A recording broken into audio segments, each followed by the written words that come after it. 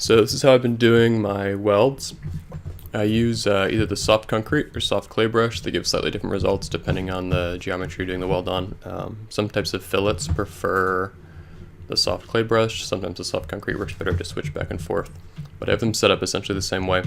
I've got color spray set with a really low placement value and no other values on there. And I've got a basic alpha, which I've set this curve up for to give the right profile for the shape. And you can see there's a little bit of a crater in the middle. And then the other thing that's really important is you want a lot of mesh density when you're sculpting.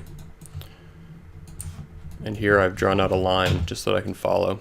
And I'm using a tablet, and if I just draw a straight line with this brush, you get something. It looks a little bit like a very flat MIG bead.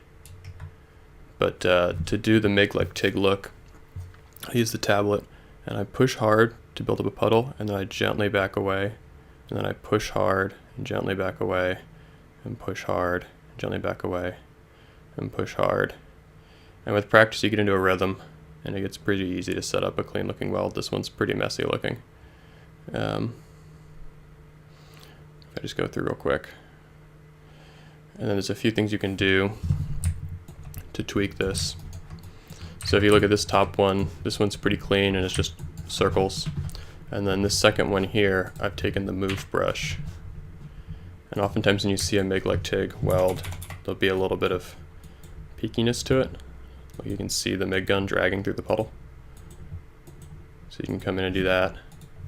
And then another easy detailing pass you can do is you can just add a little bit of weld spatter. The other thing I oftentimes do is these edges are really harsh, where the puddle's supposed to be flowing into the base metal. So I'll do smooth valleys, and I'll come in and smooth, and sometimes I'll drop down just so I get more smoothing. And you can smooth in and try to blend these edges a little better. It's just the weld doesn't look so cold.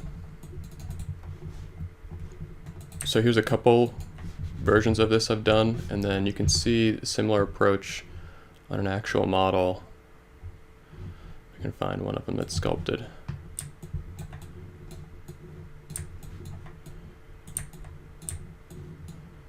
So the key here is have the base model set up with all the bridged areas nice and smooth ahead of time. So this had nice smooth geo going between the tube and the plate. And just try to be consistent.